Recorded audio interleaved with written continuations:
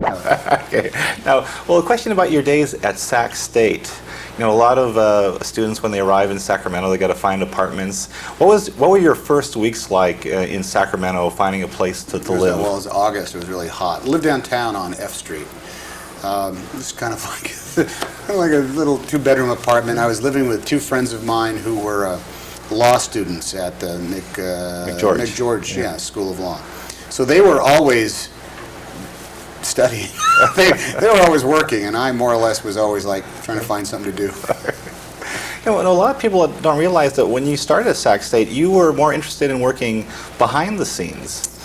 Well, yeah, there's Larry Shoemate, who taught there, was this fabulous teacher. He's taught the stagecraft class. And he made it so understandable, this concept of how to build a show and run it from backstage. It actually was like learning the magician's tricks. It was like, well, here's how we do this, and here's how we make it look. And I just became fascinated with that. And it was something that you could do without having to audition. You could run a show or stage manage a show or work on the lighting or something like that. And it was actually a trade that I learned at Sac State. And I thought that worst comes to worst, that's something you can actually pursue and make a living at, because you could go to Vegas or the theme parks and stuff like that. They're always looking for people to build and run shows. But it was also at Sac State too that I discovered how much even more fun it is to be on stage in the plays as well. Okay. Well, you mentioned auditions. Like when you went out back east to New York, when you first started doing auditions, what kinds of roles did you almost get? None. I didn't even come close to anything. When I was the first auditions you're trying to get, I was able to work in classical theater in Ohio. So there was the kind of almost like a classical repertory Shakespeare circuit that usually works in the summertime. And you try to get on at places like that, Stratford, Connecticut, or Ontario, or the Ashland Shakespeare Festival, and I just could never get arrested. Never even came close. So you end up really auditioning for non-paying showcases or off-Broadway stuff that was in New York. How frustrating at the time for you? Were you ever really discouraged? Well, it's not an easy time, but at the same time it's a very fervent time as well, because there was always the hope of the next day or next week there's going to be something else, and so you're always sort of like on your toes and preparing. Yeah. The thing that really honestly separates the professionals from the non-professionals is that ability to take that rejection, and that ability to go off on that 10, 20, 30 auditions and have nothing happen and not get discouraged. I can say that there were sometimes I was kind of bummed out, but I tried to make it not last for more than an hour or two. Right.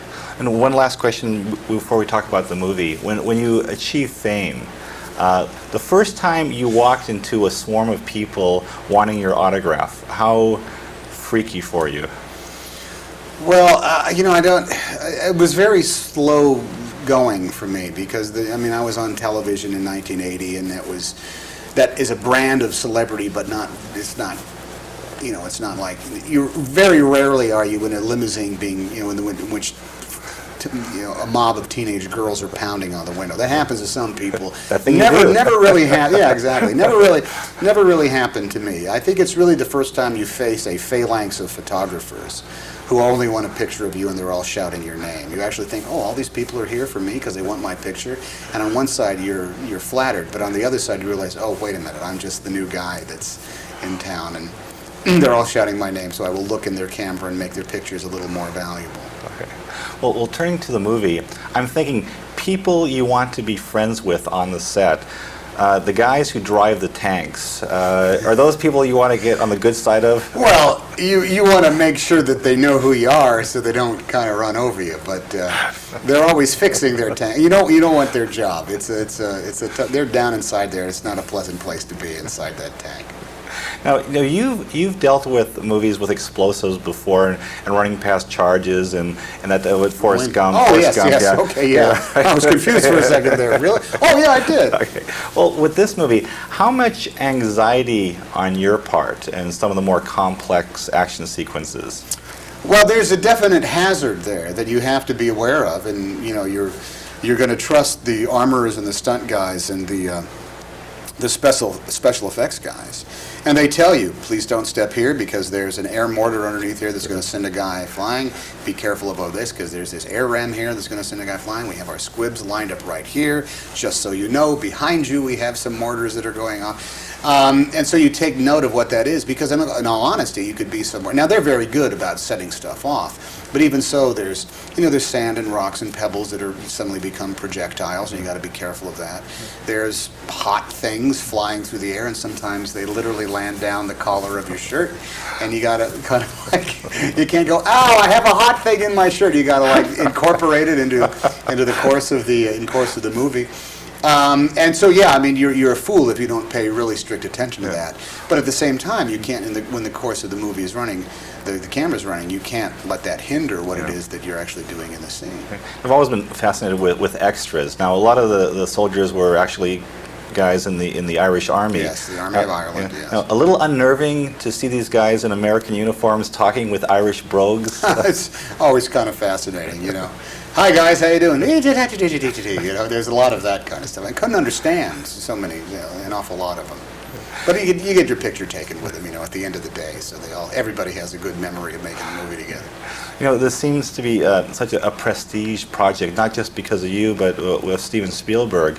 Do you notice a difference in the way that crew members act working with him as opposed to other directors? Well, the people who worked with Steven have worked with him before, so there's a lot of familiarity. In all honesty, on every movie, everybody is kind of working against a constant deadline with a constant fear of making a mistake. But I think with Steven, the way he shoots and the nature of the amount of expertise and artistry that goes into all the key people that he hires, there is this level of excellence to it that is really quite palpable in the nature of how much equipment is there, how organized it is, how well it is all coordinated in the course of getting to the set every day. And the set is built and there it is, and it's like absolutely first rate.